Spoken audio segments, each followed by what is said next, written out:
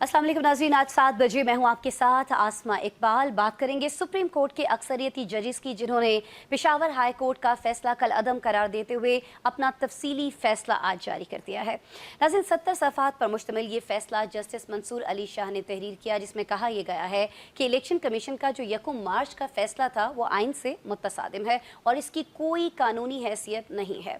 अपने इस फैसले में सुप्रीम कोर्ट ने इलेक्शन कमीशन पर तनकीद की है और कहा यह कि इलेक्शन कमीशन मुल्क में जमहूरी अमल का जामिन है और हुकूमत का चौथा सतून है। ताहम ये इदारा फरवरी 2024 में अपना किरदार अदा करने में नाकाम रहा। साथ ही साथ अदालत उज़्मा ने तहरीक इंसाफ को रिलीफ देने की भी वजाहत की है।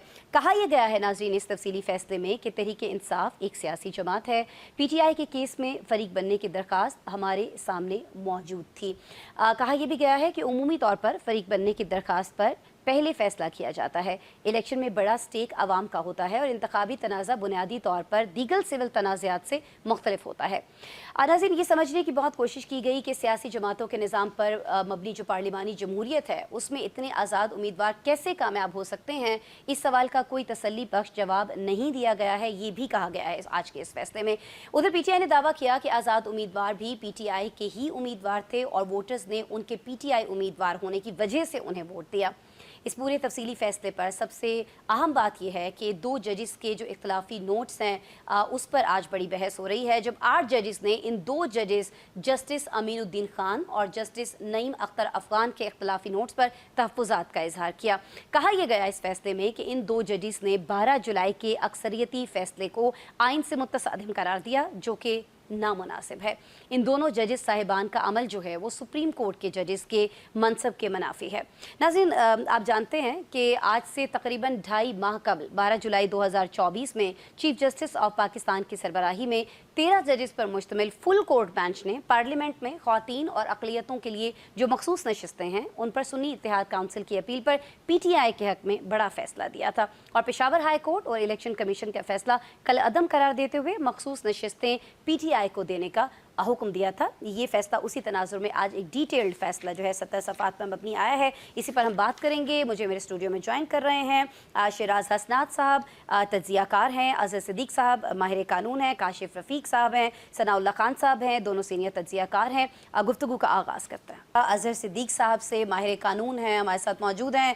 अस्सलाम वालेकुम अज़हर साहब, बहुत शुक्रिया आपके वक्त के लिए। अज़हर साहब फरमाइएगा, कहा यह जाता है कोई भी सियासी जमात हो जब उसके हक़ में फ़ैसला आता है तो वो कहते हैं कि जी अदालतें जो हैं वो आज़ाद हैं और फैसले जो हैं वो बिल्कुल सही हो रहे हैं। आज के फैसले पर क्या आप राय रखते हैं, क्या कहना चाहेंगे आज के फैसले पर?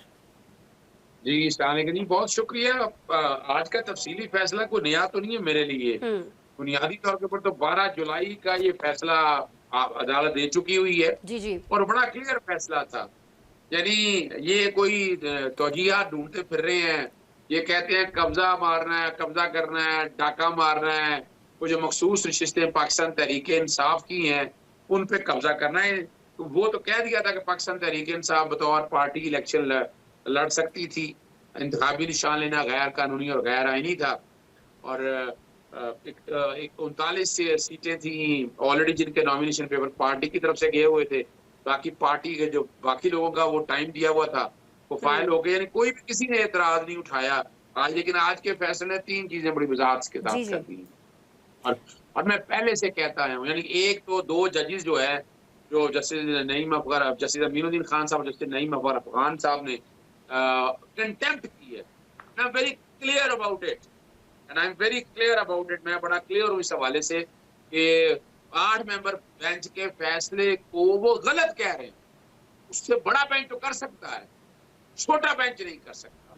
और मैं आपके प्रोग्राम में ऐलान कर देता हूँ कि हम सुप्रीम जुडिशल काउंसिल जाने लगे हैं इन 2 जजेस के खिलाफ और हम इसी तरह सुप्रीम जुडिशल काउंसिल में हम इलेक्शन कमीशन के खिलाफ जा चुके हुए हैं। इलेक्शन कमीशन के खिलाफ हम सुप्रीम जुडिशल काउंसिल में जा चुके हैं, ऑलरेडी जा चुके हैं हम। 23 कॉन्स्टिट्यूशनल वायलेशन है, ये 34वीं, 35वीं और 36वीं 3 कॉन्स्टिट्यूशनल वायलेशन इस जजमेंट में बड़ी वजाहत के साथ आ गई, तो हम ये भी वहां पर ले जा रहे हैं। तीसरी बात आपके सामने अपना तौहीन का नोटिस हमने ऑलरेडी दे दिया हुआ है इलेक्शन कमीशन को और साथ 3 स्पीकरों को भी, speaker national assembly, speaker Sindh assembly और स्पीकर पंजाब असेंबली, जिन्होंने कहा कि मखसूस नशिस्तें उनको दी जाएं। ये कौन होते हैं? ये कोई मुफ्त का माल, अपना मुफ्त का माल है, ये जो लूटने के लिए आगे हुए हैं। और उसमें एक मुतफरक दरखास्त कल दायर की जा रही है कि सुप्रीम कोर्ट के फैसले आने के बाद कोई बात रह नहीं गई है। एक तो जो मखसूस नशिस्तों के हवाले से जो तरमीम की हैं, इस फैसले के बाद वो कानून की भी हैसियत कोई रह नहीं गई है। ये सीटें पाकिस्तान तहरीक-ए-इंसाफ की थी और पाकिस्तान तहरीक-ए-इंसाफ के पास रहेंगी। और सितंबर में हमेशा से कहता आया हूँ, सितमगर है, और सितमगर मौजूद हो गया है, वाज़ेह आ गया है। डिटेंशन ऑर्डर आज इनके सारे, वो तफ़सील मैं अगले सवाल के जवाब में बताऊँगा आपको कि क्या-क्या ज़ुल्म और ज़्यादतियाँ मैं पज़ीर बिल्कुल हुई। अगले सवाल के लिए आपके पास आऊँगी एज़ सिद्दीक साहब, लेकिन अभी खबर ये भी आ रही है ज़ाहिर है कि इलेक्शन कमीशन का जो 5वां इजलास था वो बगैर किसी नतीजे पर पहुँचे ख़त्म हो गया है।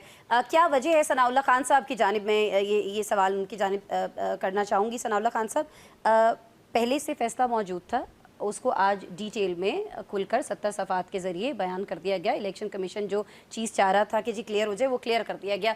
लेकिन ये खुद इलेक्शन कमीशन जो है वो कोई फ़ैसला क्यों नहीं कर पा रहा है इस डिटेल फैसले के बावजूद? देखें, अज़हर सदीक साहब ने फ़ैसला तो बता दिया और बिल्कुल उन्होंने सही कहा है कि ये 12 जुलाई का ही फ़ैसला है, या जो 8 जजों ने एक अपना वजाहती जो नोट दिया था, ये वही चीज़ है। लेकिन प्रॉब्लम सिर्फ ये नहीं है, प्रॉब्लम ये है कि देखना ये है कि आप कानून साजी का जो इख्तियार है वो किसका है, और कौन कौन सा इदारा आइनी इदारा है। इलेक्शन कमीशन भी आइनी इदारा है, और पार्लियामेंट का इख्तियार है कानून साजी करना। पार्लियामेंट ने, अब नियत तो सबको पता है, आपको भी पता है, मुझे भी पता है, अज़हर सदीक साहब को भी पता है कि कानून साजी की क्या नियत है, लेकिन इख्तियार उन्हीं का है। अगर अगस्त में एक डिसीजन आ गया था तो इलेक्शन कमीशन ने एक्ट ऑफ पार्लियामेंट पे के मुताबिक फ़ैसला करना है, और जो 3 स्पीकर्स ने भी जो बता रहे हैं कि हम उस पर भी जा रहे हैं, स्पीकर के ख़िलाफ़ भी तौहीन अदालत के हवाले से। लेकिन एक्ट ऑफ पार्लियामेंट जब आ गया है, एक कानून बना दिया है पार्लियामेंट ने, जो भी है ये इख्तियार है उनका, उसमें ना फिर सुप्रीम कोर्ट कुछ कर सकती है, ना इलेक्शन कमीशन, ना फिर पीटीआई कुछ कर सकती है। तो इलेक्शन कमीशन ने उसी पे अमल करना है, और इसीलिए इलेक्शन कमीशन ताख़ीर देख रहा है, उसमें कानूनी राय भी ले रहा है। और मेरे ख्याल में तो इतनी उनको ताख़ीर करनी नहीं चाहिए। एक्ट ऑफ पार्लियामेंट मौजूद है, सुप्रीम कोर्ट के 8 जजों का डिसीजन भी मौजूद है, उसके मुताबिक उनको फ़ैसला करना चाहिए। इलेक्शन कमीशन आइनी इदारा है और आज़ाद इदारा है, वो कोई सुप्रीम कोर्ट के या पार्लियामेंट को जवाब दे इस तरीके से नहीं है। जो आज फ़ैसले में भी इलेक्शन कमीशन पे जो बातें की गई हैं, वो भी उन्होंने आज यकीनन तफसीली फ़ैसले को भी पढ़ा होगा। तो इलेक्शन कमीशन को ताख़ीर नहीं करनी चाहिए, जो भी उन्होंने फ़ैसला करना है कर देना चाहिए। फैसला कर देना चाहिए। क्या कोई दबाव है? शिराज हसनात साहब, मैं आपसे ये पूछना चाहूँगी, अभी सनाउल्लाह साहब ने फरमाया कि आप भी जानते हैं, हम भी जानते हैं कि असल वजह क्या है, ये फैसला क्यों नहीं हो पा रहा है कोर्ट का फैसला आ जाने के बावजूद। तो ऐसा क्या दबाव है शिराज हसनात साहब, आप शेयर कर पाएंगे हमारे देखने वालों से इलेक्शन कमीशन पर? जी, थैंक यू आसमा। बिल्कुल, इलेक्शन कमीशन के ऊपर बहुत बड़ा दबाव है, क्योंकि जो ये 12 जुलाई का फैसला था, ये सुप्रीम कोर्ट का अक्सरियती फैसला था, और दूसरी तरफ इवन पार्लियामान उसको सपोर्ट कर रही है इलेक्शन कमीशन को, और जो नोटिफिकेशन जारी किए गए हैं और जो मेंबरान की लिस्ट जारी की गई है, और जो खास तौर पे जो मखसूस नशिस्तों के हवाले से तीनों असम्बली के स्पीकर्स ने स्टांस लिया, और आज तो स्पीकर पंजाब असम्बली ने इस पर प्रेस कॉन्फ्रेंस भी की है, और उन्होंने बाकायदा तौर पर क्वेश्चन किया है, चैलेंज किया है, ये सारा कुछ गलत हो रहा है। मगर उसके अगेंस्ट में अगर हम आप ये 70 सफ़ात का फैसला देखें, तो इस 70 सफ़ात में बकौल आज़म नज़ीर तारर वज़ीर कानून के कई नई चीज़ें उनके सामने आई हैं जो शायद पहले नहीं थी, और उनका ये कहना है कि हमें कुछ और इसमें चीज़ें भी मिल रही है। मगर जो नज़रसानी का इख्तियार था, जो पहले वापस ले लिया गया था, जो एग्जिस्ट नहीं कर रहा था, वो भी एक फैक्टर करता है, क्योंकि गवर्नमेंट ये बिलीव कर रही है कि नज़रसानी का इख्तियार मुकम्मल तौर पर ख़त्म नहीं हुआ। तो इलेक्शन कमीशन, देखिए 5 इजलास हो गए और इलेक्शन कमीशन फैसला नहीं कर पा रहा, जो जाहिर कर रहा है कि इलेक्शन कमीशन डरा हुआ है। और इलेक्शन कमीशन ने बहुत मायानाज वकला की खिदमात हासिल की, उनकी बाकायदा तौर पे लीगल ओपिनियंस ली, ये जाना कि एक तरफ पार्लियामान है और एक तरफ सुप्रीम कोर्ट की जजमेंट मौजूद है अक्सरियती, तो उसमें उन्हें कहाँ जाना है। और डेफिनेटली जो उन लीगल ओपिनियंस भी उन्हें मिल रही हैं, वो सुप्रीम कोर्ट का पलड़ा उसमें भारी दिखाई दे रहा है, क्योंकि अगर पार्लियामान का पलड़ा भारी मिलता उन लीगल ओपिनियंस में, तो डेफिनेटली इलेक्शन कमीशन अभी तक बहुत फैसला कर चुका होता, ना कि पार्लियामेंट ये फैसला करता।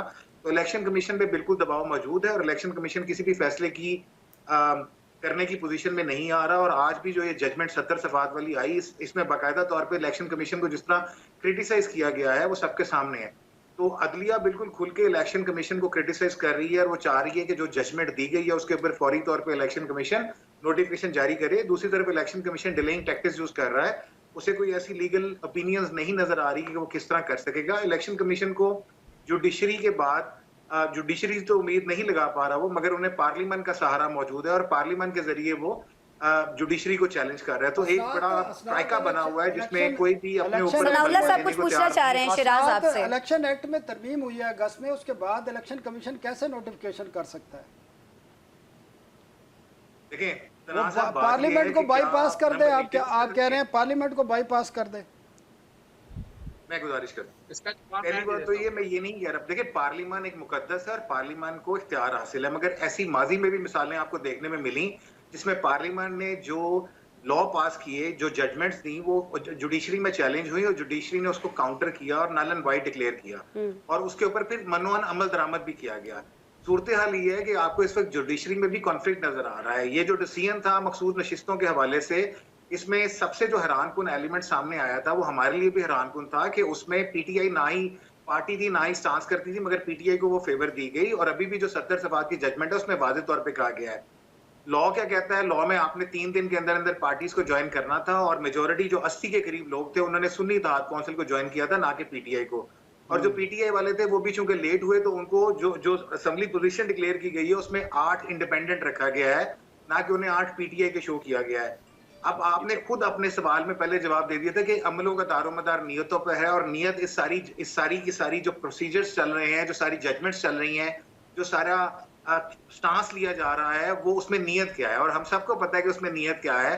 अच्छा, लेकिन उस नियत के लिए एक जवाब भी तो बनाया जा रहा है ना, जैसे कि स्पीकर कौमी असम्बली खुद कह चुके हैं कि चूंकि अब आईनी एक्ट में तरमीम हो गई है तो उसके बाद ये जो फैसला है इससे कोई फ़र्क नहीं पड़ता है। यही सवाल काशिफ साहब मैं आपके सामने रखूँगी, क्या वाकई ऐसा है? आईनी तरमीम के बाद अब ये फैसला डिटेल में आ भी चुका है, सारी चीज़ें वाज़ेह हैं, लेकिन अब कुछ फ़ायदा नहीं है या फ़र्क नहीं पड़ता? बहुत शुक्रिया आसमा। देखिए, बुनियादी तौर पे हम जो बहस कर रहे हैं वो सारी उन नुकात पे कर रहे हैं कि जो विश लिस्ट पे है। तहरीक इंसाफ ये समझती है कि 8 जजेस की जो डायरेक्शन है, जो उनका फैसला है वो हतमी है और हरफ आखिर है, उसको इम्प्लीमेंट करना चाहिए मनोअन, ताकि उनको नशिस्तें मुयसर आ जाए। हुकूमत ये समझती है कि जो वो इंटरप्रटेशन कर रहे हैं, ये जो वो कानून साजी कर रहे हैं वो हतमी है। सवाल ये है कि पार्लियामान आईन पाकिस्तान सुप्रीम है या अदलिया और जजेस के वर्डिक्ट सुप्रीम है? अगर पार्लियामान सुप्रीम है, आइन सुप्रीम है, तो फिर जब पार्लियामेंट ने 2 अगस्त को एक तरमीम कर दी तो उसके बाद क्यों कर कोई एफिलिएशन चेंज कर सकता है? आइन का आर्टिकल 51 वाजे है कि आपने क्लियरली 3 दिन के अंदर अंदर अपनी एफिलिएशन देनी है। आपने एफिलिएशन दे दी। अब जिन लोगों ने अपने इनिशियल फॉर्म में तहरीक इंसाफ से एफिलिएशन लिखी थी उनको जो जस्टिफाई कर दिया गया। अब एक शख्स ने अपने फॉर्म में एफिलिएशन में पीटीआई लिखा ही नहीं, आप कह रहे हैं उनको भी मजीद 15 दिन दें और वो जाके तहरीक इंसाफ में शामिल हो जाए, तो फिर आप आइन के इस आर्टिकल को किधर लेके जाएंगे हजूर, जिसमें 3 दिन का लिखा हुआ है? इसका भी तो कहीं ना कहीं आपने जवाब निकालना है। अगर आप सिर्फ इस विश लिस्ट पे जा रहे हैं तो फिर कल इनके ऊपर डिफेक्शन क्लास लगेगी तो फिर एक नया पंडोरा बॉक्स खुल जाएगा। सवाल यह है कि अदलिया का अपना किरदार है, इलेक्शन कमीशन का अपना किरदार है, पार्लियामान सुप्रीम है, आइन सुप्रीम है। आप जो मर्जी कहें कि आपके पास पार्लियामान में बैठे हुए लोगों के पास मैंडेट फॉर्म 45 का है या 47 का है, ये जब तक जस्टिफाई नहीं होगा वो जो भी कानून साजी कहेंगे उसको मनोअन तस्लीम करना पड़ेगा। हालत ये है कि आपकी पसंद की चीज़ हो तो आप कहते हैं बिल्कुल ठीक है, प्रैक्टिस एंड प्रोसीजर में तरमीम हुकूमत लेके आई। अभी आज जो वो इजलास हुआ कि जी आप बताएं केस कैसे फिक्स करने हैं, मंसूर अली शाह साहब आए, इजलास में शिरकत किए बगैर वापस चले गए। आपने ये तय कर लिया, किसने आपको ये इख्तियार दिया था कि आप 8 जजेस बैठ के तहरीरी वजाहत जारी कर दे? कोई फैसला नहीं आया। आज आप तहरीरी फैसला जारी कर रहे हैं तो आप उस वक्त तहरीरी फैसला जारी कर देते। आपने सैटरडे को तहरीरी वजाहत इसलिए जारी की कि आइन में तरमीम ना हो सके, कि जो लोग आज़ाद हैसियत में पार्लियामान में मौजूद हैं वो आइनी तरमीम के हक में वोट ना दे सके। हमें हकीकत को तस्लीम करना चाहिए कि किसकी तरफ से क्या खराबी है। हुकूमत के पार्ट में भी यह खराबी है कि अगर आप आइनी तरमीम लेके आ रहे थे तो आपको चाहिए था कि आप पहले मुशावरत करते। आपने बाद में जो मुशावरत शुरू की आप पहले कर लेते, आप कंट्रोवर्शियल ना करते चीज़ों को। मैं ये नहीं कह रहा, मसला ये है कि हम सब के सब लोग अपनी अपनी हदूदों कयूद से बाहर निकल के दूसरों की स्पेस को एनक्रोच करके बैठे हुए हैं। और हम चाहते हैं कि जो हमने एनक्रोच कर लिया, जो कब्जा कर लिया, वो जस्टिफाई होना चाहिए। हम अपना कब्जा छोड़ने को तैयार नहीं है, वो इलेक्शन कमीशन हो, वो अदलिया हो। ठीक है काशिफ साहब, ये सिचुएशन क्या है ये आपने बता दिया, लेकिन 2014 से शुरू हो गया था जब डी चौक पे कब्जा किया गया था, वो तो जब से शुरू हो गया। वो तो खैर उससे पहले इतना सा, फिर आप उससे पुराने चले जाए ना, तो फिर आप सुप्रीम कोर्ट हमले को भी तो शामिल करें ना। ये माजी की सारी बातें हैं, थोड़ा सा प्रैक्टिकल आए। देखिए, प्रैक्टिस एंड प्रोसीजर एक्ट को चेंज किया गया, जस्टिस मुनीब को निकाल दिया गया या वो चले गए। मुझे बताएं ना कि जब आप सीधा सीधा कम से कम एक जुडिशरी एक सीक्वेंस में चल रही थी, जो भी उसका नंबर है कि the senior most would be the chief justice, आप उसको सीधा सीधा चलने देते। जो प्रैक्टिस एंड प्रोसीजर एक्ट में भी चेंज किया गया, एक तीसरे जज को इंक्लूड किया गया, उससे जाहिर हो रहा है कि वो 3 जजेस में जस्टिस मंसूर की क्या अहमियत रह जाएगी। चीफ जस्टिस असनाद भाई, सर मेरी बात तो सुनिए, जब आप ग्रुप बना के 8 जजेस वजाहत जारी करेंगे तो फिर यही होगा, एक जुमला, कोई लीगल पोजीशन नहीं। और पार्लियामेंट को 8 जज थ्रेट करते हैं, सिर्फ एक जुमला, पार्लियामेंट को काशिफ साहब थ्रेट किया एक जाता है, जुमला, तो इसका मतलब क्या है? फिर तो एक जुमला एक्ट आएगा, फिर तो आना ही है सर। एक जुमला, ये लड़ाई है भाई, ये सारी दुनिया को नजर आ रही है। सनाउल्लाह साहब, काशिफ साहब का जुमला सुन लेते हैं, फिर उसके बाद एक जुमला सिर्फ। जी काशिफ साहब। हजूर साकिब निसार साहब चीफ जस्टिस थे, रजिस्ट्रार सुप्रीम कोर्ट फोन करके कह रहा था कि जेआईटी में फलां फलां ऑफिसर को लगाएं, और लगाया गया। ये उस वक्त अदलिया कैसे सीक्वेंस में चल रही थी? ये good to see you Umar Ata Bandial साहब ने कहा, उस वक्त जुडिशरी कब सीक्वेंस में चल रही थी? सवाल ये नहीं है, सवाल ये है कि आइन एक्ट में तरमीम हुई प्रैक्टिस एंड प्रोसीजर की, ये उनका इस्तेहकाक है, वो सदर पाकिस्तान है, वो हुकूमत है, जो चाहे करे। जिस वक्त तहरीक इंसाफ की हुकूमत थी, जब पार्लियामेंट से अपोजिशन चली गई, उस आज की जो हुकूमत है उस वक्त अपोजिशन में थी, तो उस वक्त बानी तहरीक इंसाफ ने स्पीकर असद कैसर का जो बिल पास हो सकता है करा लो, अपोजिशन बाहर चलेगी, हमारे पास अक्सरियत है। यहाँ पे किसी ने पार्लियामान को, कानून को फॉलो नहीं किया हजूर, यहाँ पे सब ने अपनी विश को फॉलो किया, अपने हदफ को फॉलो किया। अच्छा, विश की बात हो रही है तो मुझे बता दें कि स्पीकर कौमी असम्बली, जिनके मैं अभी पहले भी बात कर रही थी, अजहर साहब आपकी जानिब, जी शहराज साहब क्या फरमा रहे हैं आप? आसमा, मैं गुजारिश कर रहा था, जो पीटीआई ने किया उसकी कोई जस्टिफिकेशन नहीं है। जो उन्होंने गलत किया वो गलत था, और आज अगर वो ये सब कुछ अपने साथ भुगत रहे हैं, सबको पता है कि किसकी हमायत में उन्होंने क्या क्या करारदादें पास करवाई, और उन्हीं करारदादों की बेस पे आज इनके ऊपर जो मुकदमात, जो क्रैकडाउन हुए, वो उसी का इन्होंने भुगता। सबको पता है चीफ जस्टिस उस वक्त जो जस्टिस काजी फायद ईसा के खिलाफ में जो जुडिशल कमीशन में रेफरेंस मूव किया, उसकी असलियत और हकीकत क्या थी, किसने इनको फोर्स किया, सारी रियलिटीज हैं। हम उन चीजों को डिफेंड नहीं कर सकते, जो गलत था वो गलत था। मगर मेरी गुजारिश कोई जवाब है आपके पास? कोई जवाब है शिराज असनाद साहब जो फरमा रहे हैं उसका? और फिर थोड़ा सा लाहे अमल भी मुझे बता दीजिएगा। स्पीकर कौमी असम्बली बार बार कह रहे हैं, साफ अल्फाज में कह चुके हैं कि जब आईनी एक्ट में तरमीम हो गई है तो उसके बाद इस फैसले से कोई फर्क पड़ता ही नहीं है। अच्छा, मैं पहले तो मैं 3-4 चीजें आपके सामने रख दूं। गुड टू सी यू का, गुड टू सी यू शायद कभी थे नहीं, वो गुड टू सी जो है ना, वो उनको भी कहा गया, अपना बिलावल भुट्टो साहब को भी, मौलाना फजलुर रहमान आए, उनको भी गुड टू सी यू कहा गया। मैं रिकॉर्ड में की बातें कर रहा हूँ आपको। ये गुड टू सी से क्या फर्क पड़ता है? उसमें ऐसी परेशानी क्या बात है? चलिए आगे चलते हैं, मैं आपको लेके चलूँ। देखिए, पहली तो बात बड़ी बात है कि ये पार्लियामान मादर पिदर आजाद नहीं, इसका दिल नहीं जो मर्जी करे, खांसना हो, करना। अभी आप कौन है? आइन का आर्टिकल 51 106 कहता है कि सीटें उसको मिलनी है, सियासी जमात है। अच्छा, सियासी जमात के हवाले से हमें बता रहे हैं भाई, सियासी जमात के हवाले से कुछ चीजें समझे आप। अगर आप चीजें समझेंगे तो आपको बड़ी आसानी आ जाएगी। पाकिस्तान तहरीक इंसाफ से सिंबल लिया, अब तो सुप्रीम कोर्ट ने कह दिया कि सिंबल ही लिया जा सकता था, और ये जस्टिस काजी फाइसा ने भी कह दिया था कि वो इलेक्शन लड़ सकती थी, आपने इलेक्शन नहीं लड़ाया। ये रिकॉर्ड की बातें हैं। और ये वही उसी तरह हुआ है जब तहरीक अदम एतमाद असेंबली में आई और 3 अप्रैल को डिसमिस कर दी, अपना रद्द कर दी। सुप्रीम कोर्ट में चैलेंज हुआ, सुप्रीम कोर्ट ने 7 अप्रैल को कहा कि आप माजी में जाएंगे 9 अप्रैल को। 9 अप्रैल वाले दिन आपके सामने है, 9 अप्रैल वाले दिन हुआ मामला उठा, और 9 अप्रैल वाले दिन अदालत ने इस मामले को कहा कि ये आप 3 अप्रैल में चले जाएंगे, माजी में चले गए, और अदालत कर सकती है। और यही काम आज अपना 12 जुलाई को किया, और गलत क्या किया, यानी परेशानी किस बात की है? किसने क्या आजाद थे? वो कोई आजाद नहीं थे। हमारी वेबसाइट पे पड़े हुए नाम सारे कौमी असेंबली के, सूबाई असेंबलियों के जहेज का सामान दे दिया। साहब 12 जुलाई को हम गलत नहीं कह रहे, हम ये पूछ रहे हैं कि पीटीआई उसमें पिटिशनर थी या नहीं थी, या प्रेयर क्या थी? इस उनकी तो सवाल का prayer जवाब petitioner ही अजहर साहब नहीं मैं थी। चाहूंगी आप जरूर दें। सनाउल्लाह खान जो पूछ रहे हैं, एक ब्रेक ले लेते हैं, नाज़रीन ब्रेक के बाद दोबारा आते हैं, यहीं से गुफ्तगू का आगाज करेंगे। वेलकम बैक जी। सनाउल्लाह खान साहब आप कुछ फरमा रहे थे, कोई चीज़ पूछना चाहे थे अजहर सिद्दीक साहब से इसी मामले पर। देखें अजहर साहब, बात आपकी ठीक है, 12 जुलाई का फैसला आ गया, उसके बाद इलेक्शन एक्ट में अमेंडमेंट भी आ गई, लेकिन बात यह है जो इतराज़ किया जाता है, जो हुकूमत भी करती है, कुछ लीगल एक्सपर्ट भी करते हैं, कि सुप्रीम कोर्ट ने जो फैसला दिया है 8 जजेस का, जो अक्सरियती फैसला है, उसमें पिटिशनर तरीके इंसाफ नहीं थी, प्रेयर ये नहीं था। उसके बावजूद माजी में आपके सामने कोई मिसाल है ऐसी कि पिटिशनर भी ना हो एक पार्टी, या कोई प्रेयर भी ऐसी ना हो, और उसके बावजूद उनको रिलीफ मिल जाए? अच्छा, मैं बड़ी सिंपल सी बात, इसका बड़ी मैं सादा सी मिसाल देता हूँ। अजहर सिद्दीक ने आप ही को किराए पे घर पे रख लिया, ये मिसाल दे रहा हूँ। आप घर में कब्जा करके सिविल कोर्ट चले गए, एक और साहब आए, उसने भी कब्जा किया, वो भी सिविल कोर्ट चले गए। आप सिविल कोर्ट से जीते, एक सेशन कोर्ट से जीता, मैं घर बैठा हूँ, मुझे पता है किसी नहीं, मैं घर बैठा हूँ, चले मामला चला गया सुप्रीम कोर्ट तक। अब क्या ख्याल है सुप्रीम कोर्ट आपको कब्जा दे देगी, आपको मालिक बनाएगी? बिल्कुल नहीं।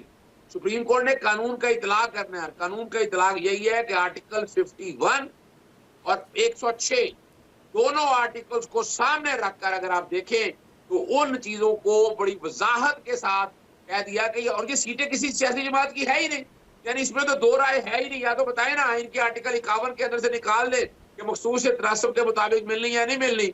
आपने पहले सिंबल लिया गैर कानूनी, और सुप्रीम कोर्ट ने अपनी गलती मान ली, उन्होंने कहा सिंबल ही ले रहा था, और सिंबल जब नहीं लिया तो पाकिस्तान तहरीक इंसाफ है, इसमें कौन सी दो राय है? अगर आजाद उम्मीदवार थे तो आज आजाद रहते, उनमें से आजाद कोई नहीं है। सवाल 15 दिन का या 3 दिन का नहीं है, 90 दिन में इलेक्शन कराने का कहा था, 90 दिन में इलेक्शन नहीं हुए, ये रिकॉर्ड आइन में लिखा है 90 दिन का।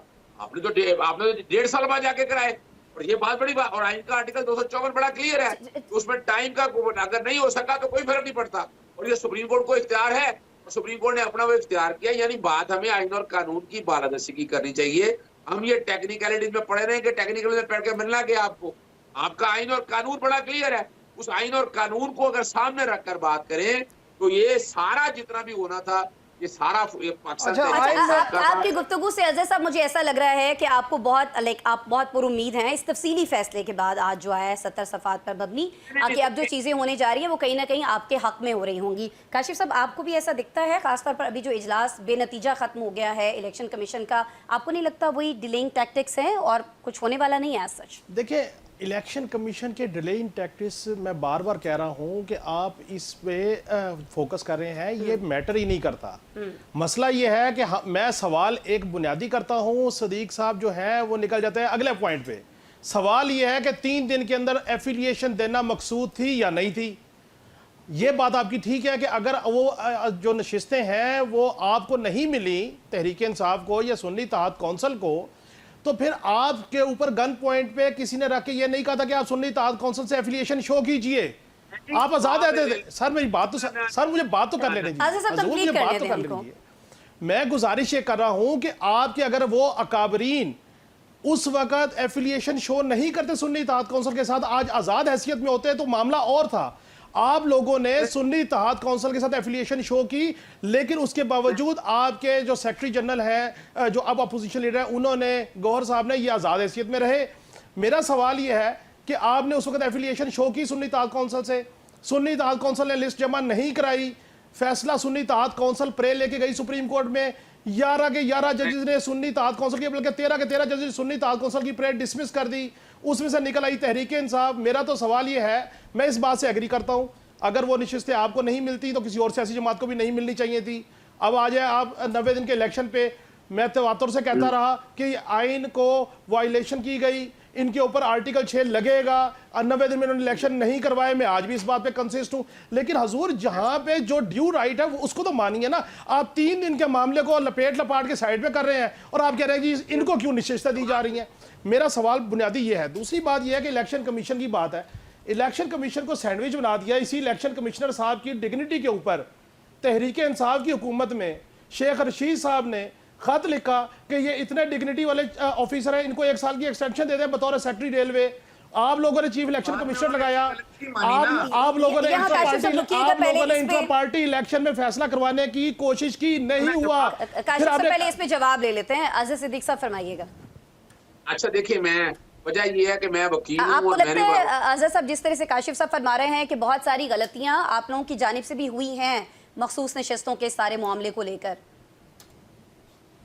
अच्छा देखिए, मैं पहले तो बताता चलूं, हम मारूजी हालात भूल जाते हैं। फैसला पढ़ा नहीं ना, आज के 70 सफ़े पढ़े होते, सारे जवाब मौजूद हैं। पहली तो बात बड़ी वाज़ेह है कि पाकिस्तान तहरीक इंसाफ को आज़ाद डिक्लेयर किया। सलमान अकरम राजे के फैसले का जिक्र है। फॉर्म 33 में कहा कि पीटीआई को डाल दें, फॉर्म 33 में नहीं डाला। यानी ये जो कहना है ना कि हमने, ये तो बात की है एफिलिएशन सर्टिफिकेट। ये एफिलिएशन सर्टिफिकेट तो तब देना है कि पाकिस्तान तहरीक इंसाफ से सिंबल ले लिया होता, सिंबल तो ले लिया था। तो ये फैसला है पाकिस्तान तहरीक इंसाफ। और दूसरी बात बताना चलूं, पाकिस्तान तहरीक इंसाफ पार्टी है, बाकायदा उसकी दरखास्त मौजूद है, 70 सफ़े के फैसले के अंदर वो मौजूद है। तीसरी बात कि ये बड़ी सीधी सी बात है कि ये यानी कोई इतनी बड़ी रॉकेट साइंस नहीं है। जब सिंबल आप नहीं ले सकते, सारे के सारे पाकिस्तान तहरीक इंसाफ के ये बात करें एफिलिएशन सर्टिफिकेट, भाई सुन्नी इत्तेहाद काउंसिल में तो लिखा हुआ है कोर्ट ने कि तब गए हैं कि नजरियाती के हवाले से फैसला नहीं किया। 13 तारीख को इलेक्शन कमीशन ने फैसला दे दिया, फिर पहले सियासी जमात से इस्तीफा तो दूसरे दिया, ये भी गलत था। अदालत ने वो सारे एक एक सवाल का जवाब लिखा है और सवाल बड़ा वाज़ेह है कि ये मेरा मकान है, मेरी पार्टी है, मेरा कब्जा है, ना कुछ इलेक्शन। ये नहीं अजहर साहब, आप खुश हैं, मुतमईन हैं फैसले से, और आपको लगता है कि अब जिस तरह से फैसला आया है इलेक्शन कमीशन को उसी तरह से फैसला करना पड़ेगा और मजीद अब कोई ऑप्शन नहीं है डीलिंग टैक्टिक्स का इलेक्शन कमीशन के पास? तौहीन अदालत हो चुकी है, तौहीन अदालत। और इलेक्शन कमीशन को नोटिस दिया है, स्पीकरों को नोटिस दिया है। इलेक्शन कमीशन का बड़ा वाज़ेह तौर पर हर चीज मौजूद है। अब तो डाउट रह ही कोई नहीं गया। अब तो नहीं करेगा तो तौहीन अदालत में हम जाएंगे, आप बेफिक्र रहिएगा। यानी हमें शिराज अस्ताद साहब, आप क्या समझ रहे हैं? ये जो उम्मीदें हैं अभी जिस तरह से अजहर साहब फरमा रहे हैं फैसले पर, आपको लगता है कि वाकई फायदा होने जा रहा है इसका पीटीआई को? अच्छा आसमा, जो कुछ डेवलपमेंट्स हैं उसमें अभी तो 63A के हवाले से सुप्रीम कोर्ट ने 5 रुकनी बेंच तश्कील दे दिया है चीफ जस्टिस की सरबराही में। और इस बेंच में जस्टिस मुनीब अख्तर हैं, मगर जस्टिस जो शाह है मंसूर अली शाह, उनको इसमें शामिल नहीं किया गया और 30 सितंबर को ये लगा दिया गया। तो अभी तो ये चीजें और कॉम्प्लिकेशन की तरफ जा रही हैं कि वो 63A के हवाले से जो नजरसानी की दरखास्तें हैं वो कहाँ पे जाएंगी और क्या होगा, नंबर 1। नंबर 2, देखें मैं अभी ना हर बंदा जो जजमेंट है उसकी अपनी अपनी तशरीह ले रहा है।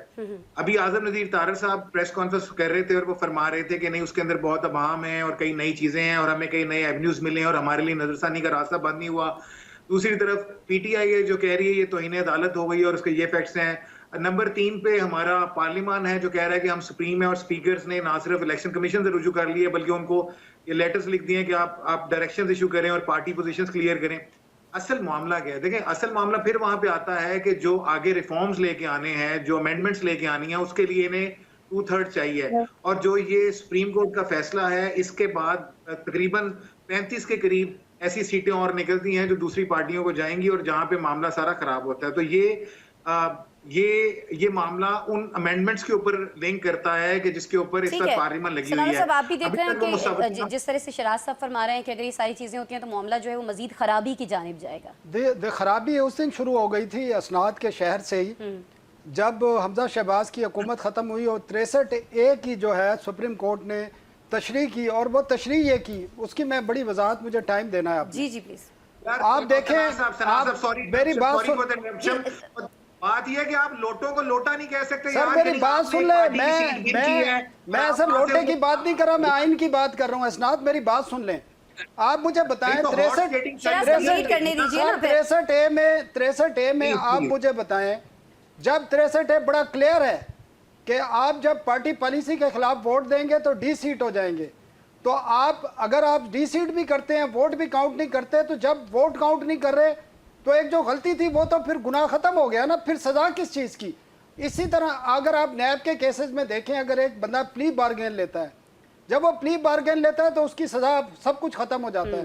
तो आप एक, और ये मेरी बात सुन लें, आइन का जो मैसेज भी है ना वो यही है कि आप ये सजा भी साथ नहीं दे सकते और दूसरी सीट भी डी सीट भी नहीं कर सकते। बुनियादी खराबी यानी वहीं प्री से बार्गेन उसको आप रीराइट 10 साल के लिए उसको रीराइट किया गया प्री इनको बार्गेन उस दिन आप 10 सुप्रीम साल कोर्ट के ने लिए रीराइट नहीं किया, ले सकते। उस दिन रीराइट किया गया और अब दोबारा से रीराइट करने की कोशिश की जा रही है आइन को। ऐसे ऐसे डिसीजन आ रहे हैं। आप ये बात समझ लें कि हमारी सुप्रीम कोर्ट, जिस तरह हमारा पूरा एनवायरनमेंट जो है, हमारी पूरी सोसाइटी पोलिटिसाइज हो गई है, डिवाइड हो गई है, तो ये अब खुलकर बात सामने आ गई है कि जजेस भी, सुप्रीम कोर्ट भी आपकी डिवाइडेड है। अच्छा, अब और सोसाइटी उस की बात डिवाइडेड कर का रहे हैं। हाल जो अब आ रहा है, जो चार्टर ऑफ डेमोक्रेसी में था और जो चार्टर ऑफ डेमोक्रेसी की आज डिमांड भी पढ़ लेना, अजहर साहब बैठे हैं, आज वो सारी डिमांड्स इमरान खान साहब खुद कर रहे हैं। और आपको याद होगा, मैं आपको बताऊं, 2010 में जब 18वीं तरमीम आई, उसके बाद इमरान खान को निकाला गया कि भाई ये तो जमातें सियासी इकट्ठी हो गई हैं, और स्टेब्लिशमेंट ने निकाला, और उस वक्त ये कहा गया कि ये चार्टर ऑफ डेमोक्रेसी नहीं है, चार्टर ऑफ मुकमुका है, और वहां से कहानी शुरू हुई। आज वही तमाम डिमांड जो चार्टर ऑफ डेमोक्रेसी में है, वो इमरान खान की डिमांड है आज। तो बदकिस्मती ये है कि हमारे सियासतदान जो है, हमारे सियासतदान जो है, जब मज़ाहमत में आते हैं तो उनकी पॉलिसी और होती है, जब इक़्तिदार में होते हैं तो पॉलिसी और होती है। तो सर ये तो फैक्ट है ना, मगर कम से कम आप फ्लोर क्रॉसिंग को, हॉर्स ट्रेडिंग को एक गुनाह तो डिक्लेयर करें कि अगर कोई एमएनए वो सर डी सीट हो जाता है ना। आप मुझे जवाब देना, जब सर नैब में जब वो अपनी कोई तो भाई डी सीट एट्रीब्यूशन डाल सकते हैं, भाई डी सीट तो हो रहा है ना, उसको तो जस्टिफाई करें। तो डी सीट कर रहे हैं ना, इससे ज्यादा अब आइन का जो 63 है उसमें यही तो बात बस है ठीक है ना, सजा मिल गई तो यही तो बात है, तो सर, सजा मिल 60 गई, फिर आप उसको कैसे जस्टिफाई कर रहे हैं? तो सर, सही किया ना 60 उन्होंने। अच्छा, शिराज साहब, सनाउल्लाह साहब, बिल्कुल सर खाली डी सीट नहीं किया ना उन्होंने, वोट भी काउंट नहीं किया ना, दोनों सजाएं दे दी। आप तो आपने सर मुझे ना, आपने भी प्ली बार्गेन की बात की, 10 वो साल पहले रीराइट कोई किया होदा है नहीं ले भाई, सकते, तो परमानेंट बैन करना चाहिए वो था। रीराइट किया है, कॉन्स्टिट्यूशन को रीराइट काशिफ किया साहब, गया है। ये सनाउल्लाह और शिराज साहब के दरमियान तो गुफ्तगू जो उलझती जा रही है, आप कुछ सुलझा पाएंगे कि क्या, कहाँ किसकी गलती थी? और स्पेशली मैं ये पूछना चाहूँगी, फ़ायदा किसको हो रहा है, नहीं हो रहा फैसले का, इस पर तो हम बात कर चुके हैं। इसका ये जो सारी सिचुएशन अभी है इस वक्त मुल्क में, इसका नुकसान किसको है? देखिए, नुकसान तो अवाम पाकिस्तान को है, और उनका सबसे बड़ा गुनाह ये है कि वो इन सियासतदानों के नारों में, इनके चिकनी चुपड़ी बातों में आके इनको वोट देते हैं, इनके लिए सोशल मीडिया ट्रोल करते हैं, इनके लिए अपनी एनर्जी लगाते हैं, और बाद में ये लोग इक़्तिदार में आके कैसे एक दूसरे के साथ बगलगीर हो जाते हैं। किसी को कोई गुमान ही नहीं होता कि उनके हल्के की आवाम के ऊपर क्या बीत रही है। पिछले कई माह से, जब से PDM की हुकूमत बनी और फिर यह हुकूमत आई, गो के ग्रेजुअली मैं समझता हूँ कि मईशत में बेहतरी आई, चीज़ों में बेहतरी आई, लेकिन सवाल यह है कि यहाँ पे तमाम के तमाम लोग एक ही बात पे कंसिस्ट हैं कि अगर हम हैं, हमारी सियासत है, हमारा इक़्तिदार है, तो मुल्क बेहतर है, अवाम बेहतर है, और अगर हम नहीं तो मुल्क का दिवालिया निकल गया, मुल्क का ये हो गया, मुल्क के खिलाफ आप इंटरनेशनल लॉबिंग को एक्टिवेट करें या लोकल करें, यही कुछ हो रहा है। सवाल ये है कि तहरीक इंसाफ ने इंट्रा पार्टी इलेक्शन करवाए, वो टर्न डाउन कर दिए गए, इसके ऊपर मुद्दा खड़ा हुआ, अभी भी वो पड़े हुए। मैं तो इन जजेस साहबान का मशकूर हूं सवाल दिल तो से, अभी भी वही है ना, दिल से मशकूर इंट्रा हूं। पार्टी इलेक्शन जब तस्लीम ही कि- नहीं किए जा रहे, तो ये सीटों की तकसीम हो तो सकती है, मैं नहीं जा तो सकती है? इन जजेस का दिल से मशकूर हूँ कि शुक्र है इन्होंने ये नहीं कह दिया कि जी इलेक्शन कमीशन का इख्तियार ही नहीं इंट्रा पार्टी इलेक्शन को देखना, सुनना या उसके ऊपर कार्रवाई करना, तो जान ही छूट जाती है। अगर ये भी फैसला आज आ जाता तो फिर ये सारा मुद्दा ही खत्म हो जाता। 63A की बात है, 63A के मामले के ऊपर हजूर आप डी सीट कीजिए, आप डी सीट कीजिए, लेकिन उसके जुर्म को भी तो एडमिट कीजिए। अब जुर्म को एडमिट कर नहीं रहे और लोटे को डी सीट भी कर रहे हैं। बाकी रह गई बात ये कि देखें, हमारी एक ही मंशा है कि सियासतदान अपने विजडम का सबूत दें, बैठे टेबल पे बात करें, इस मुल्क की आवाम के लिए बात करें। बारियां इन्हीं सियासतदानों ने लेनी है, इन्हीं सियासतदानों ने CODs करने हैं। देखें, सारी जिंदगी 20-30 साल पीपल्स पार्टी और नून लीग आपस में लड़ती रही, आखिर में जाकर उनको ख्याल आया कि नहीं, हमें इकट्ठे होना चाहिए, COD करना चाहिए। अजहर सिद्दीक साहब से तहरीक पूछ लेते हैं ना, बहुत काशिफ जल्द साहब, नई अजहर साहब, मिसालें लगता है जुबलीस में आपको आ ये जाएगी। जो सजेस्ट कर रहे हैं जिस तरह से काशिफ साहब की, जी बस बैठ जाएं अब इकट्ठे मिलकर, वरना ये इस तरह से तनाव की कैफियत, फैसलों का आना, उनको रद्द किया जाना, उन पर अमल दरामद ना होना, ये चलता रहेगा। तो क्या अगले कुछ दिनों में हम ये एक्सपेक्ट करें कि ठीक है, अब बैठ रहे होंगे कुछ और लोगों के साथ भी? अच्छा देखिए, मैं एक बात आपके सामने रख दूं। मैं अभी सुन रहा हूँ सारी मेरी तोता मैना की कहानी मैं सुन रहा था, मैं हैरान हो रहा था। ये वकील बेहतर बता सकता है जो कोर्ट में, मैं 63A के आर्टिकल में मैं बहस मैंने की है। हाँ। अमानत में खयानत का प्रिंसिपल है, जुल्फकार अली भुट्टो साहब के दौर का मैंने बताया कि उनसे पहले जब आई चंद्रीकर, नून आए, 3 वज़ीर यके बाद दीगरे तहरीक अदम से उठा दिए, सत्यानाश कर दिया इस मुल्क का।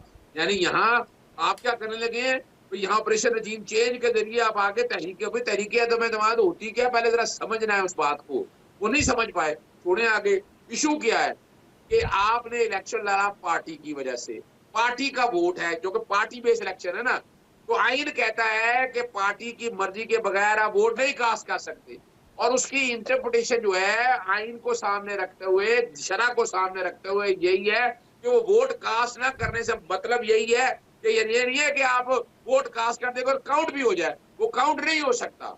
वजह और उसकी सजा साथ साथ क्या है, ये 2 सजाएं नहीं है, सजा एक ही है। सजा एक ही, आप नाहल हैं तो नाहल आदमियों का वोट कैसे कास्ट कर लेगा? किसने कहा कि वोट की सिर्फ सजा मिलनी है? नाहली की सजा है, उसके साथ वोट भी काउंट नहीं होना। ये दोनों चीजें साइमल्टेनियस। और मैं आपके सामने बाकी रख दूं, 2 सजाओं की बात कर रहे हैं, प्ली बार्गेन का शायद पता नहीं है कॉन्सेप्ट इनका। जब आप प्ली बार्गेन करते हैं तो आप पैसे देके रिटर्न करते हैं, यानी आप अपनी जेब से देते हैं कुछ, आपका वोट काउंट हो जाए, आपने बेनिफिट ले लिया, फिर वहां बेनिफिट नहीं लेना होता। और फिर जब आप प्ली बार्गेन कर लेते हैं तो आप नाअहल हैं, पहले 10 साल के लिए, अब 5 साल के लिए, यानी उसमें नाअहली है। और अगली बात, और मैं आपको सामने बड़ी, देखिए हम ना खुदारा इस मुल्क को आईने बेआइन मत करें, आप इस मुल्क के साथ ज्यादतियां मत करें। अच्छा, बेआइन करने की बात आप कर रहे हैं अजहर साहब, मैं यहाँ पर एक ब्रेक लूंगी। और ये जो बार बार इलेक्शन कमीशन की जानिब से किया जा रहा है कि सुप्रीम कोर्ट के फैसले पर पहले कहा जाता है कि हमें समझ ही नहीं आया, और बस बाद में जब समझाने की कोशिश की जाती है उसके बाद इजलास होता है, वो बेनतीजा रहता है।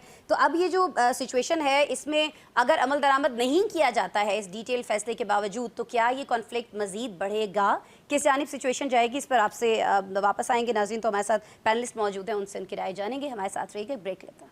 बिल्कुल जी, वेलकम बैक। तफसीली फैसला आ चुका है, लेकिन उसके बावजूद ऐसा दिखाई देता है कि ये जो कॉन्फ्लिक्ट है, जो तसादुम है इदारों के दरमियान, ये कम होने वाला नहीं है, ये बढ़ सकता है। बढ़ सकता है तो सिचुएशन किस जानिब जा सकती है? सनाउल्लाह साहब, मैं आपकी जानिब आऊँगी, और आपने जवाब जो है ये जहन में रख कर देना है कि अज़हर सिद्दीक़ साहब फरमा रहे हैं कि मैं वकील हूँ, सारा कुछ मुझे पता है। नहीं, वो बिल्कुल सही कह रहे हैं, वकील है, उन्होंने चीज़ें पढ़ी हुई हैं। हम तो एक प्रोसेस से गुजरते हैं और पार्लियामेंट की कवरेज करते हैं, कानून साजी देखी है 30 साल तक, तो ये चीज़ें थोड़ी बहुत हमें समझ आती है। लेकिन एक वकील के मुकाबले में हमारी अंडरस्टैंडिंग यकीनन कम है। लेकिन जो हम नताइज निकालते हैं, चीज़ें नज़र आती हैं, वो ये नज़र आ रही हैं कि आप डिवाइडेड है। जो मैंने पहले भी बताया, आपकी अदलिया डिवाइडेड है, आपकी पार्लियामेंट डिवाइडेड है, आपका मीडिया डिवाइडेड है, आपकी पूरी नेशन डिवाइडेड है। और डिवाइडेड इस लेवल तक आ चुकी है कि सियासत जो है ना, एक तो दुश्मनी में बदलती है, दुश्मनी से भी एक बड़ा लेवल होता है नफरत का। अब वो नफरत तक बदल गई है, और ये मीडिया लेके नहीं आया, ये इसमें शामिल आपके पॉलिटिशियन भी हैं, और इसमें बाकी जो आपके ऑर्गन हैं स्टेट के, वो भी शामिल हैं।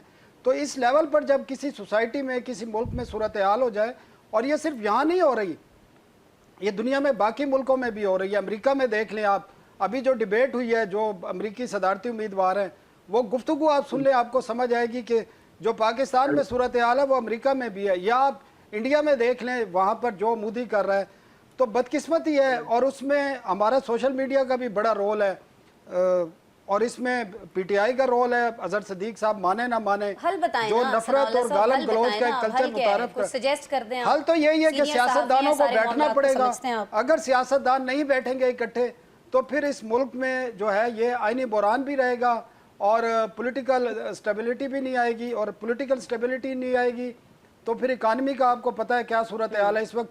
अगले 4 साल में हमने $100 बिलियन जो है वापस करने हैं, कर्जे पे करने हैं, रीपे करने हैं, तो वो कहाँ से आएंगे? खैर, वो तो मैंने और आपने करने हैं ना, वो तो आवाम ने करने हैं।